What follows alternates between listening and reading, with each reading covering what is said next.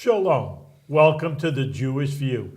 My name is Rabbi Nachman Simon with the Chabad House of Delmar, together with my co-host Mark Kronich of Statewide News Service, jbiztechvalley.com, and now, as you can see, columnist for the Jewish Press. Right, and I have a column called Albany Beat, which is monthly, and we talk about how government relates to the Jewish community, or doesn't, as the case may be. And our guest today is Glenn Liebman, who happens to be Jewish. And welcome to the Jewish View. There you go. You fit to the Jewish There View. we go. And There we go. you're Very proud to be Jewish. You're the head of the Mental Health Association of New York State. Correct. So we're going to talk about mental health today. Oh, great. Mark, has had something for you over there? I have some personal knowledge of this, yes.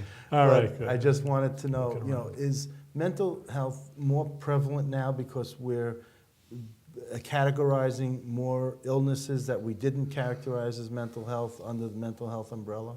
That's a good question, Mark, and I think you're right. I think it clearly, there's always been mental health issues there, but I think they've become more visible as people have become, there are more diagnoses, people have become more outspoken, not outspoken enough in terms of mental health related issues, but you're clearly right. It is more pervasive. It was always there, but now people are at least talking about it more publicly. But, it goes the other hand. There could be two major factors. Maybe it's our culture. It's just, even though we have so many conveniences, the washing machine, you hit a button and women used to scrub and et cetera, et cetera, et cetera. But, there's a lot of stress in today's society. Absolutely. You can imagine 100, 150 years ago, I could only imagine also, but you're on a farm and, and watching the grass grow and feeding the cows. You didn't have that stress, and the news are shooting at you now, not let alone the television news, but now you have the iPad, the latest thing. There was a bomb here across the world. Yep. And the stresses of society are incredible That's compared true. to 100 years No, ago. you're absolutely right. And the other thing is, which you brought up a good point, the other thing is, especially because we've seen such a spike in adolescent mental health related Why issues. is that? Well, one of the reasons is social media. You're absolutely Really? Yep, it's absolutely true, because the social media, again, there are a lot of great things out of social media, but there are a lot of not so great things out of social media. And it used to be, if you were bullied as a kid, right, there was actually a time when the bullying would end. You'd go home and you wouldn't be bullied again till the next morning. I never thought Here of it in that social way. media, you could be bullied 24/7. I mean, I never thought of it that Well, way. yeah, It's there were a interesting. few suicides because people were bullied on the Yep. internet and they jumped off bridges or killed themselves in some It's fashion. very sad. And the other thing with social media is the isolation piece. You could be saying you're sitting home depressed, and then you're reading about all your peers and everything. They're at this party, they're at that party, they're doing wonderful things. That's even going to make you more depressed and make you feel more isolated and more out of the... Inadequate. Right. And You more know. out of the social loop of what's going on. So it clearly, you brought up a very good point. Clearly social media is one of the issues But that, what about that we face. Now, they always talk about gun violence being associated with mental illness. Is there something where the SAFE Act would have any impact on that, or is that two totally separate things that you really can't control someone who has mental illness getting a gun and doing something, whether or not there is a SAFE Act? or not? Yeah. Well, I mean, we look at it a little differently than that. We basically say that people with mental illness are no more likely to commit, any sort of crime of violence than anybody in the general population. You look at this numbers, it's science, it's numbers, it's not stuff we're making up. You're 12 times more likely to be a victim of violence if you have a mental illness than a perpetrator of violence. More than that, only 4% of all murders that occurred in the United States, I think the numbers were from 2013, 2012, only 4% were committed by people with some sort of mental illness. So, mental illness by itself is not going to make somebody violent. I think you have to look at other factors too: a history of violence in the family, domestic abuse, substance, alcohol abuse. Those are things, and yet But people were saying, just to interrupt, but you say substance abuse, but sometimes the pharmaceutical companies, certain things, the antidepressants, and I'm not that familiar to give you any names, but they say they're on medicine, and the medicine, one of the side effects is to be so depressed or suicidal or Well, yeah, I mean they have violent. they have the warning labels that talk about suicide for somebody taking a certain could be a a risk factor. Suicide could be a risk factor for somebody taking a certain antidepressant. But the other hand in that, to flip that around, is that basically for a lot of people, if you're not taking that antidepressant, then you're likely to be much more suicidal. With depression, it's been shown, the studies have shown that the combination of antidepressants and talk therapy and an active lifestyle, much more social lifestyle, are really keys to somebody, getting over depression. There are a certain percentage of people with depression who it's long-term and stays with them for many years, but most people are able to sort of move forward in their lives even with depression. And there have been enough, actions over the years that have shown that people are really, do better when they're living a much more active lifestyle, much more healthy lifestyle, have all kinds of wellness built into their life, and again, are maybe getting a medication, and maybe they're getting talk therapy as well. So those are all It's sort an of interesting positive field. things. What's your background? And I know you're the head of the mental health field. My background actually is very little to do with mental health. It's more on the political side. I was graduate student in political science at SUNY Albany, and I worked for then Governor Mario Cuomo. And then, I worked there for many years. I ended up becoming a sports writer for several years. That's a whole nother story. But I like to hear that story. yeah, but then, I always wanted to contribute, and then I had an opportunity to work for another mental health-related organization. What did you do in the first Cuomo administration? My title was confidential assistant. I worked for a person who worked very closely with the governor, and I did a lot of briefings, planning schedules, So you helping worked the for Drew speech writers. Zandelli. I worked for, actually, the person I worked for was Elaine Ryan. Elaine Ryan? Yeah, Oh, okay. I Yeah, know back in the Elaine. day, Yeah, Elaine was great. You know Still my is friend great. Jerry Fortinsky? Does that name ring a bell? No? No, Okay. I don't. That's, He was yeah. down there working with Drew. Okay. No, Elaine was wonderful. Certainly we know Drew and the Elaine, good work yeah. that he did. But yeah, Elaine was great. So then you ended you- up so- in the mental health? Yeah, so I then- ended up in so the. this opportunity came along and. Yeah, it was with another organization at the time. I became the Alliance for the Mentally Ill, which is now NAMI. Uh-huh. I was there for several years, the public policy person. I became their director. I was a director for several years. Then I went into government for a while. And then I came out about 11 years ago to become director of the Mental Health Association. Right. Well, that's where I know you. I have this idea of you always being with Mental Health Yeah, Association. you Yeah. know. You're yeah, just. no, What I is love the it. function of this association? What are you Well- trying to advocate for? Well, we advocate. First of all, we're a statewide organization. We have 30 affiliates throughout New York State and in 52 different counties. And you're a state agency to get money from the state? We are a state. We're not a state agency. We're not part of New York State Right. government. We're a You're separate entity. We're a not-for-profit. 403B, not-for-profit agency. And what we do is we work with our affiliates around the state. We ourselves do not provide direct care. A lot of our members provide direct mental health care in their communities. What we do is we have, we work with the state. We have state contracts, but we also do a lot of advocacy and public education. So a lot of what I do personally is, I obviously I have to run the agency, but I'm also very involved. Advocacy is my passion, and that's sort of what I. So What- you're on the Jewish View to What's educate What's the the public. budget that for your organization? Our budget, it's about $1.5 million. Yeah. Yeah. And is any of that state funds or? Some of it, yeah. Some A of good it. percentage of our funding is state funding. That's Yeah. no conflict of interest that you? No, we've never, to the state's credit, and, we've taken some stands strongly against the state in some areas, and there's never been any sort of Retribution. backlash. And this has been, ongoing now for what? So I've been there 12 years, four different administrations, so. Mm-hmm. What kind of things that now in the current time are you advocating for mental health? Well, we're doing a lot of, we're this whole Medicaid managed care thing moving forward, which is, there's a lot of complexity there, and we're certainly very involved with that. But in terms of public interest and public education, right now we have a mental health tax checkoff bill, which basically there are 10 checkoff bills in New York State right now, if you look at the New York State income tax. We are advocating for mental health public awareness tax checkoff bill. It would be the landmark, it'd be the first of its kind in the country.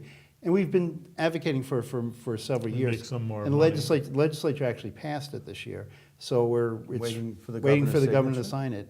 And this we're would very be that hopeful. when people pay their taxes, if they feel that they're not paying enough, they could check the box and more money could go to you? Well, it doesn't go to us, it actually goes to the state, goes to the State Office of Mental Health for a public awareness campaign. Allegedly. So, yeah, well, that's why we're advocating for it, so let's But hope there's no that's what's going- lockbox. Right, there's not a lockbox, but there has been, the language of legislation over tax checks has changed dramatically in the last year, and I think they're making it much stronger. There's all kinds of all kinds of audit pieces that are involved. So we're hoping that it becomes essentially a lockbox. One of the things they say about mental health, and I guess it's because what you brought up before, obviously makes big headline news. One, you say in Yiddish, I'm beshugener, a nut starts sure. killing Yeah, people. that person's Oh, beshugener, Yvette, what are we going to do? Right. I know what you're saying. Sometimes the headlines obscure, and that's what you're saying also. It's really not 98% of people killing people or Right. came out of the mental Exactly. institution.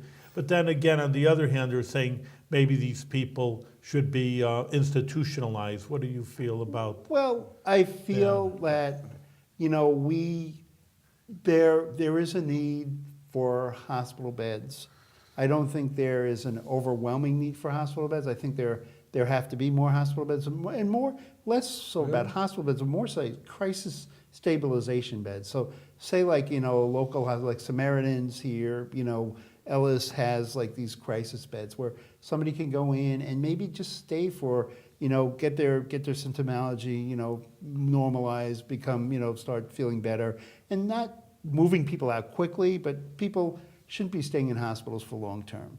We should get we should get the appropriate, get them on the appropriate medication, get them on the appropriate supports, and make sure you follow through. That's the key thing. It's the follow up. A lot of times people go into crisis service, then they start calming down and doing better because people recover and move forward in their lives.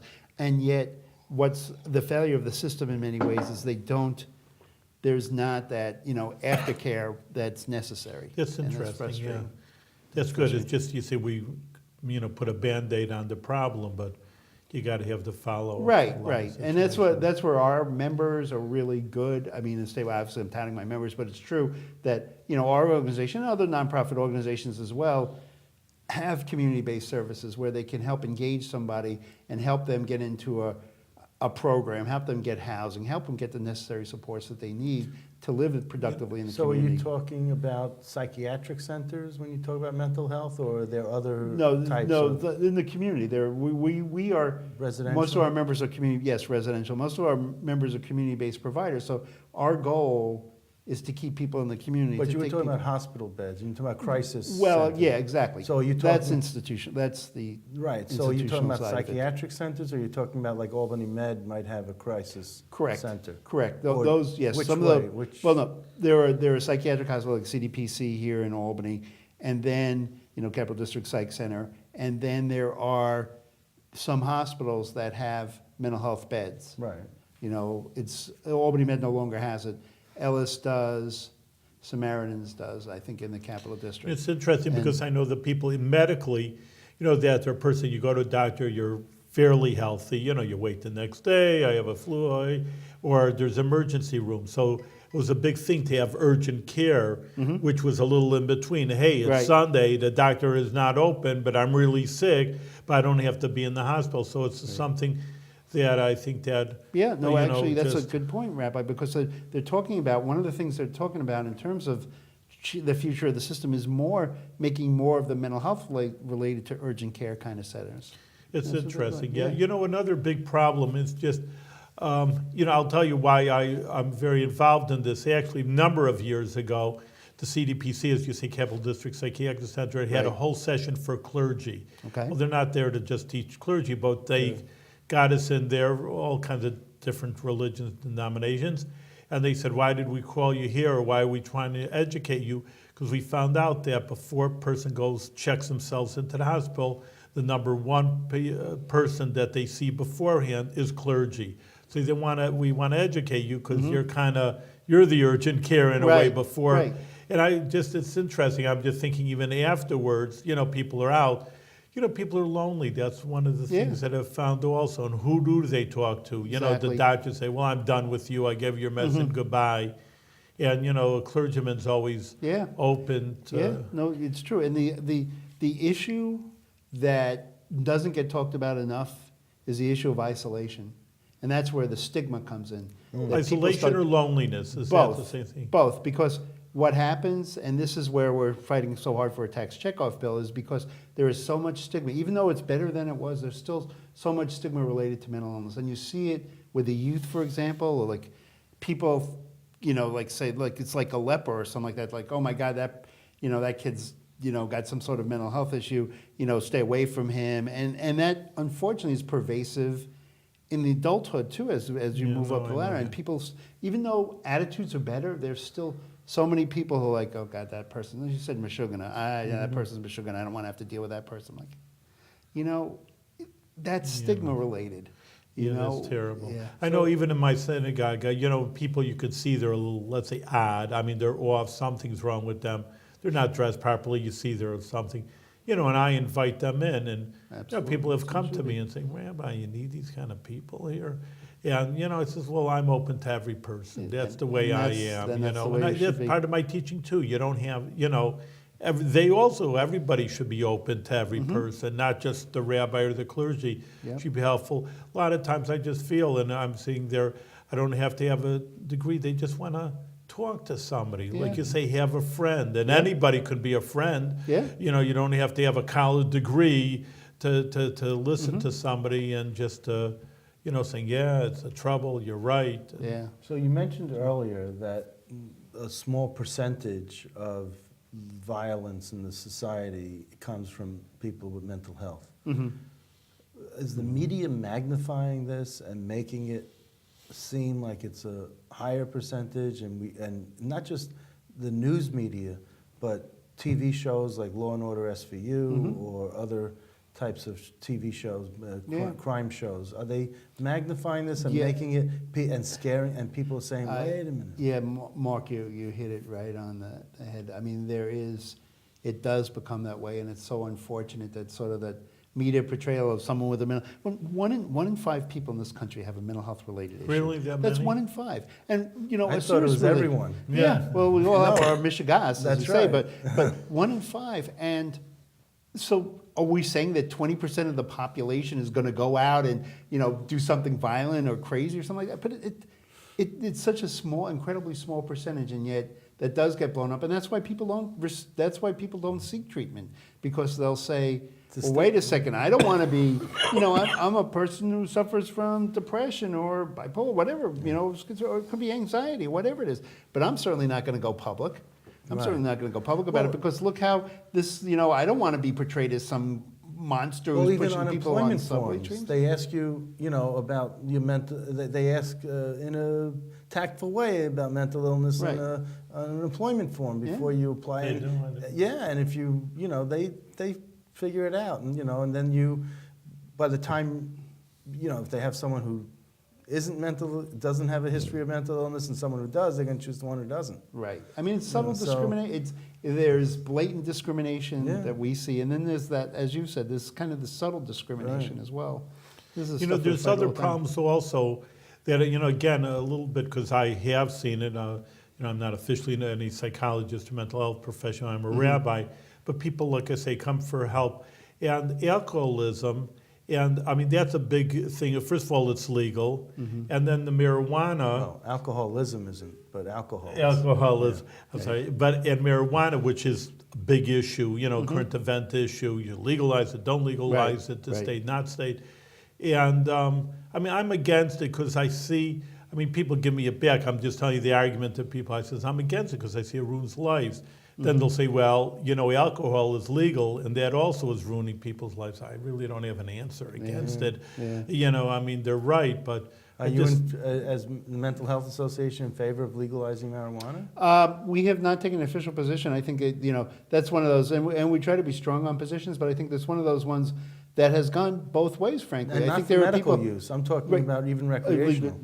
I think that there are enough studies that have shown that marijuana is a depressant, and it's just going to make things worse for It people. really does? In I some didn't ways, know for that. some people, it can make Well, people like more alcohol's a depressed. depressant Right, also. it can make people more depressed. But the other hand, when you're in so much pain, and if marijuana is in any way going to, in any way, shape, or form, going to help with your anxiety or help with, some sort of physical pain that manifests itself because of your mental illness, because we know there's so many people who have a mental health related issue who also have physical issues as well. So it's a tough issue. I think, it's hard to say where at the end of the day we'll end up, but it's certainly something we've been discussing, because I can see the pros and cons of both. I was But- on the Taconic listening to WPDH radio, and it's a music station. Right. But they do take call-ins, and they want people to chit-chat. Right. So this guy called in from Monticello. It's 11 o'clock in the morning. He says he's been up since 4 o'clock drinking. Yeah. And he sounded it, too.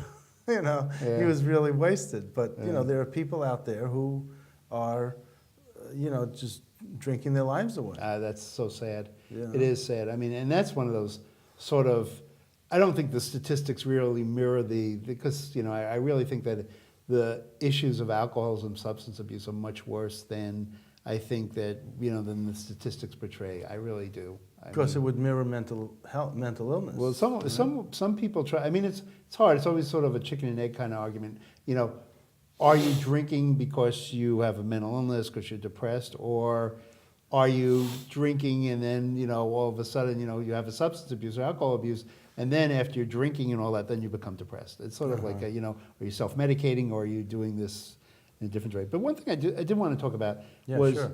if you don't mind, is, Yeah. you know, when we're talking about, you know, stigma and fighting stigma, one of the bills we're really going to push forward in January, we're very excited about, is a mental health education bill in schools.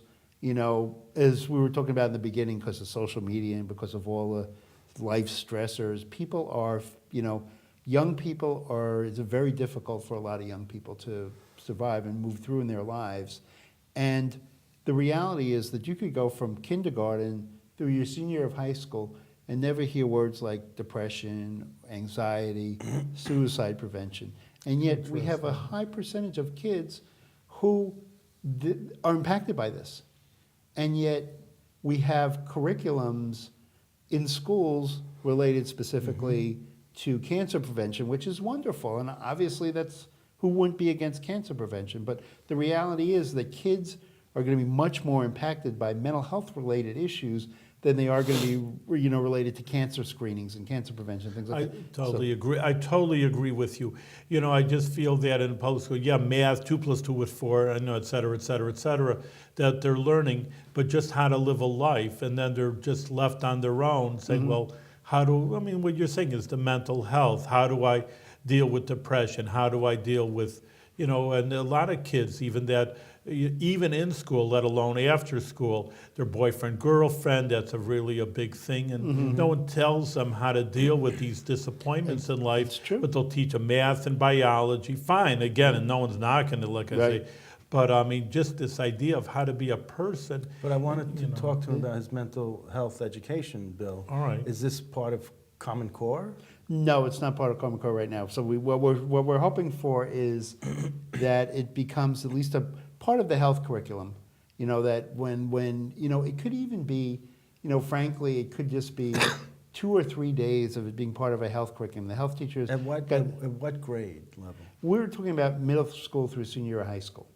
So that's So when you're it started. talking about Really, grade 6 or so grade 5 through senior year of high school is what we're really talking about. So 7 years. Right. Seven and it Of a doesn't couple have to of be, days a year? A couple of days a year. We're not talking about Right. like a full semester. Sure, of course not. You know, we're talking about 2, 3, 4 days a year of like the teacher, the health teacher is talking about and some schools already do it. I mean, it's voluntary. Some schools already do it. There are schools around the state who do it, and that could be part of.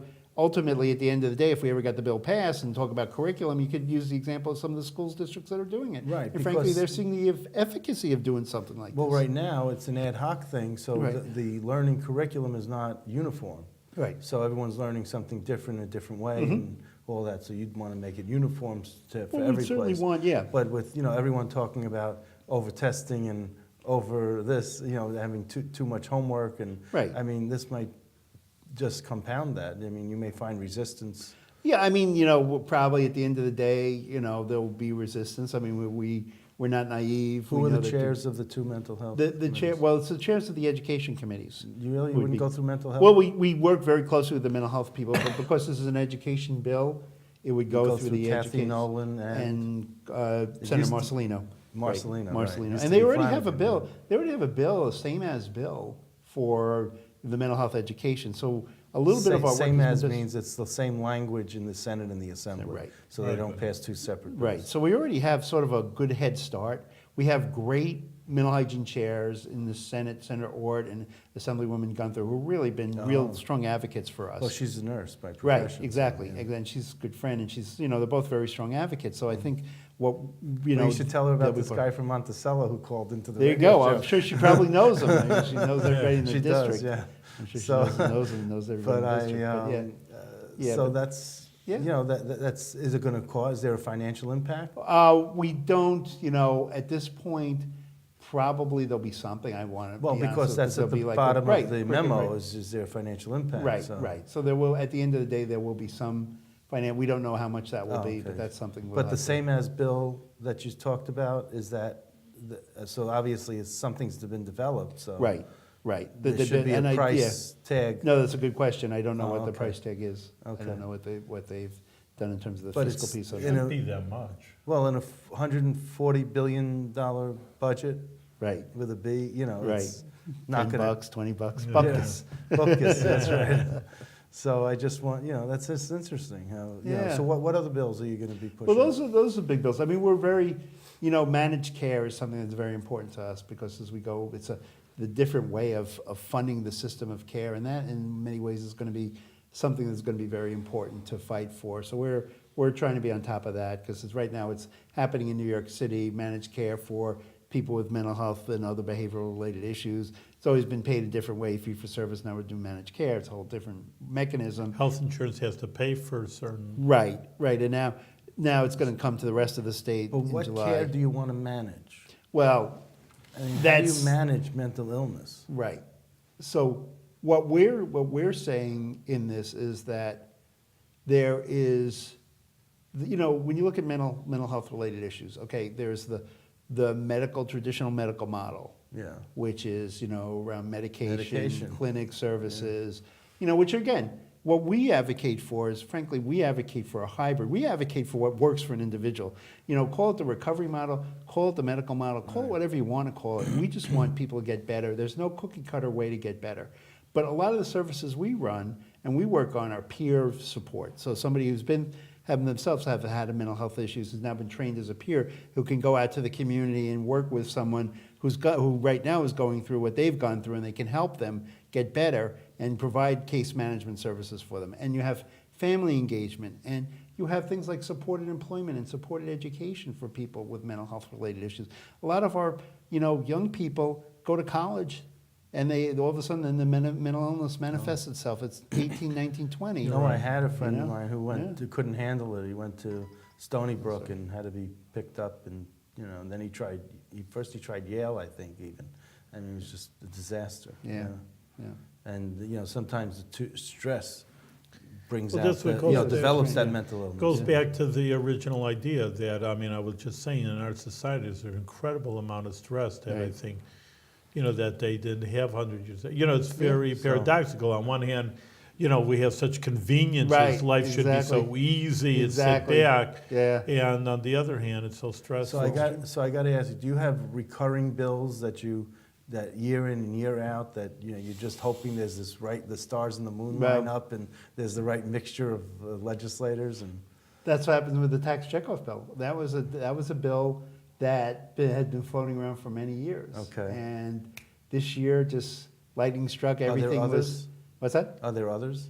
Well, the mental health education bill. This is the first time Okay. we have the same as, but we've had various forms of mental health education Okay. bill over the years. But I'm They're talking about medication related. other than like- what we spoke about yes. already, are there There's any things other? like step therapy bills that have been around for a while, where basically step therapy is same as called as fail first. Basically, you try, a health plan. You have Medicaid. You're on a health plan. You have mental health related issues. You're on a certain formulary. You have to take a certain medication first and fail first on that medication. It'd be probably a generic medication versus a medication where that might have better efficacy for you.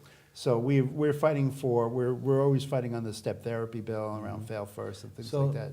Okay, so you have job security because this will never be resolved. Well, there will never be. Yeah, I mean, you hope. Obviously, we pray. We see some really innovative things that have happened over the years. You see people getting better, but you still see Right. a lot of issues. You still see It's an like underfunded whack-a-mole, system. you cure one thing and I another know. one. You still rises. see an underfunded system. You still see, as we talked about, the discrimination that still continues to exist for a lot of people. So they there's a say lot the of- biggest, it just breaks my heart, but the percentage of death is by teenagers is suicide. Yeah. Obviously your work is cut out for you. going Yeah, well, over that's here. one of the reasons we want a mental health education bill. Well, I'm Yeah. glad we're helping with you along with educating Well, the public here. We so, appreciate it. We appreciate both of your time very much. thank you. Yeah, keep on going, Glenn. You're doing the great work and helping a lot of people, and continue with good health. Much Thank you success very to you. much. Continued Thank you. success. Yes. Thank you very much.